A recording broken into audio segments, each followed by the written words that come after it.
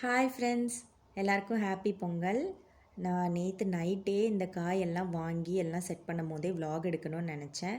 ஆனால் நைட் எல்லாம் இது பண்ணுறதுக்கே 11 மணி மேலே ஆயிடுச்சு. அதனால் எடுக்கலை. இன்னைக்கு காலையில் தான் எடுத்துகிட்ருக்கேன். எனக்கு இங்கே கிழங்கு வகைகள் எதுவுமே சரியாக கிடைக்கல, எல்லாம் நிறையா. அதனால் எந்த அளவுக்கு கிடச்சிதோ அது எல்லா காயும் நான் வாங்கி வச்சுட்டேன். கோலம் போடுறதுக்காக கலர் பொடி வாங்கினேன் இங்கே.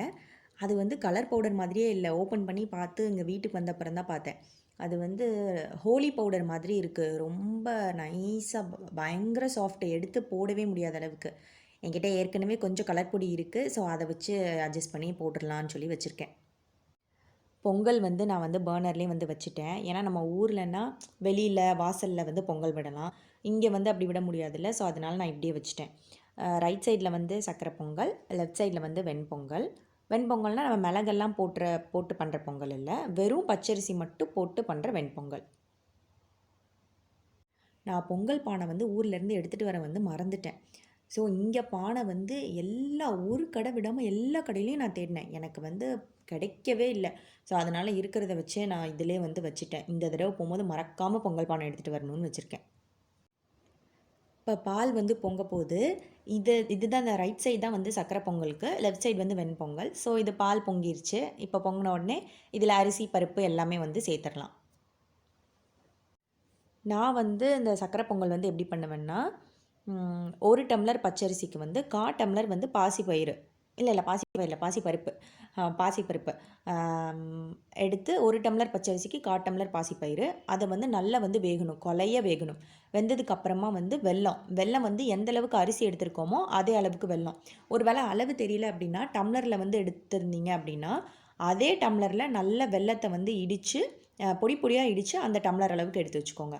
வெல்லம் அதிகமானாலும் பிரச்சனை இல்லை, ஆனால் கம்மியாக தான் ஆயிடக்கூடாது. கூடினாலும் ஒன்றும் இல்லை. ஸோ அந்த வெல்லம் நல்லா வெந்ததுக்கப்புறமா வெல்லம் போட்டு, வெல்லம் நல்லா உருகுனதுக்கப்புறம் ஏலக்காய் தூள் தட்டி போட்டு, அதுக்கப்புறமா தேங்காய் துருவல், கொஞ்சமாக தேங்காய் துருவல் போட்டு, லாஸ்ட்டாக நெய்யில் முந்திரி திராட்சை எல்லாத்தையுமே வறுத்து இதில் போட்டுற வேண்டியதான்.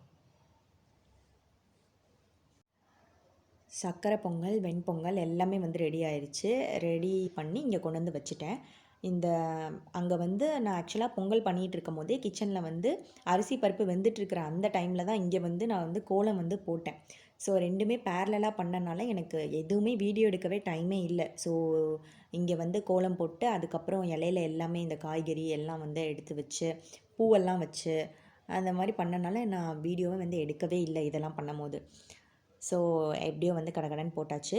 கலர் பொடி இப்போ புதுசாக வாங்கின அந்த ஹோலி பவுடர், அது ரங்கோலி பவுடரே இல்லை.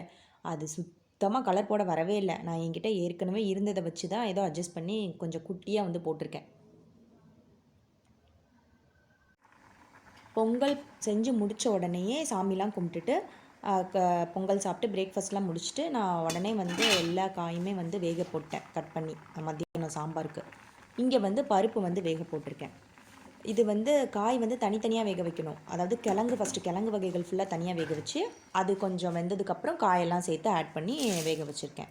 இது அப்போவே இந்த பொங்கல் சாம்பாருக்கு மட்டும் அப்போவே வறுத்து அதை திரித்து அந்த பவுடர் தான் போடணும், சாம்பார் பவுடராக. ஸோ அதுக்கு தான் இது எல்லாத்தையுமே வறுத்து தனியாக எடுத்து வச்சுருக்கேன். இப்போ அதை தான் அரைக்க போகிறேன்.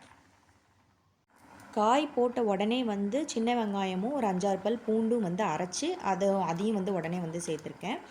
அதுக்கப்புறம் அங்கே நான் வறுத்து வச்சுருந்தது என்னெல்லாம் வறுத்து வச்சுருந்தேன்னா, வத்தல், ஜீரகம், மிளகு, வெந்தயம், மல்லி, அரிசி, கடலைப்பருப்பு, உளுந்தம்பருப்பு, இது எல்லாமே தான் வறுத்து வச்சுருக்கேன்.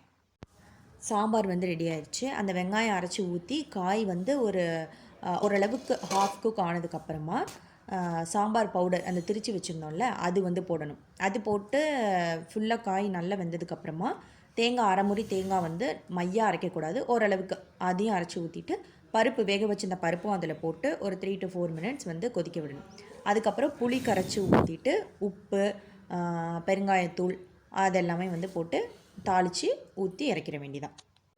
இந்த பொங்கல் சாம்பார் தடியங்காய் மட்டும் போட மாட்டோம். தடியங்காய் மட்டும் போடாமல் எல்லா காயும் போட்டு தான் இந்த சாம்பார் வைப்பேன். போன வருஷம் கிழங்கு வகைகள் எல்லாமே கிடச்சிது. இந்த வருஷம் கிழங்குல 1-2 கிடைக்கல. ஸோ மற்றபடி தடியங்காய் போடாமல் அப்படியே தான் வச்சுருக்கேன். இங்கே ரைஸ் வச்சுருக்கேன். இதுக்கப்புறம் அப்பளம் மட்டும் பொரிக்கணும். பொங்கல் அன்னைக்கு வந்து அந்த பொங்கல் சாம்பார் மட்டும்தான், கூட்டு பொரியல் அந்த மாதிரி எதுவுமே இல்லை. வெறும் பொங்கல் சாம்பார், அதுக்கப்புறமா வந்து அப்பளம், அவ்வளோதான். ரைஸ் வந்து ரெடி ஆயிடுச்சு. நான் முட்டைக்கோஸ் பொரியலும் வந்து பண்ணியிருக்கேன். பொங்கல் அன்னைக்கு எப்போவுமே பொங்கல் சாம்பார் மட்டும்தான், அப்புறம் அப்பளம். திடீர்னு வந்து கெஸ்ட்டெல்லாம் வந்தனால அவங்களுக்கு வெறும் சாம்பார் மட்டும் வச்சு கொடுத்தா நல்லா இருக்காது, அதனால் கடகடன்னு முட்டைக்கோஸ் பொரியல் மட்டும் பண்ணிட்டேன். அதனால் அதை வீடியோ எடுக்கலை.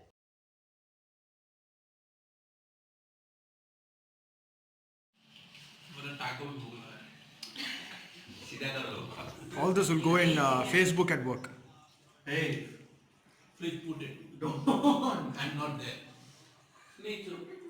First time तुमको दिखाई देगा. I'll take Doha side as well. Doha. Okay, done. இது வந்து அத்தை வந்து ஊர்லேருந்து பொங்கல்லாம் வச்சு ஃபோட்டோ வந்து அனுப்பியிருந்தாங்க. அத்தை வந்து பொங்கல், வெண்பொங்கல், அப்புறம் 7 9 வகை கூட்டு மாதிரி செய்வாங்கள்ல, அதுவும் வந்து செஞ்சுருக்காங்க. இது வந்து ஊரில் வந்து திருநெல்வேலியில் வச்ச பொங்கல், அது வந்து வெளியில் வந்து விடுவாங்கள்ல பொங்கல்லாம், அந்த ஃபோட்டோ வந்து அம்மா வந்து அனுப்பியிருந்தாங்க. இதுவும் வந்து ஊரில் போட்ட கோலம் தான், நைட்டே வந்து போட்டாங்க. எப்போவும் ரொம்ப பெருசாக அப்படி பெட்ஷீட் மாதிரி நல்லா போடுவாங்க. முந்தி மாதிரி போட முடியல அப்படிங்கிறனால சிம்பிளாக போட்டுட்டேன் அப்படின்னு சொன்னாங்க.